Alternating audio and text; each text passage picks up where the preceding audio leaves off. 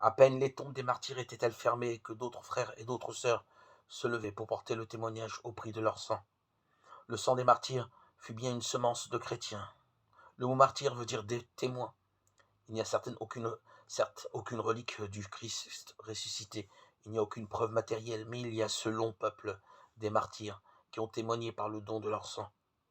Parmi eux, les premiers successeurs de Pierre qui plantèrent l'église de Rome dans leur propre sang. L'un qui reprit le flambeau de la main même de Pierre, Clément de Rome qui a vu les apôtres et vécu avec eux, Sixte Corneille à qui son ami Cyprien écrivait « Prions l'un et l'autre ». Et si Dieu fait à l'un de nous la grâce de mourir bientôt et de précéder l'autre, que notre amitié continue près du Seigneur.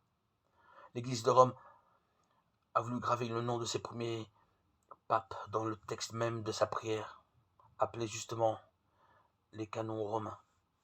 Tout un peuple est là.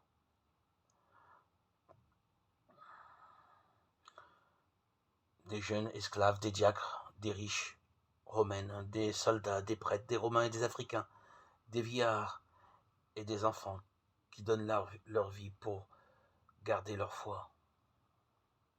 Parmi tous ces visages ressort celui de Laurent, un des diacres chargés de l'administration des biens des églises, qui fut torturé par le feu avec la volonté de lui faire livrer l'argent des pauvres.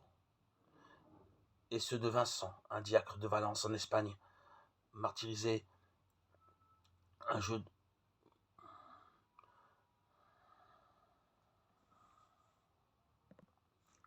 Ce sont ceux qui viennent de la grande épreuve et que l'apôtre Jean voyait déjà dans son Apocalypse 7,14.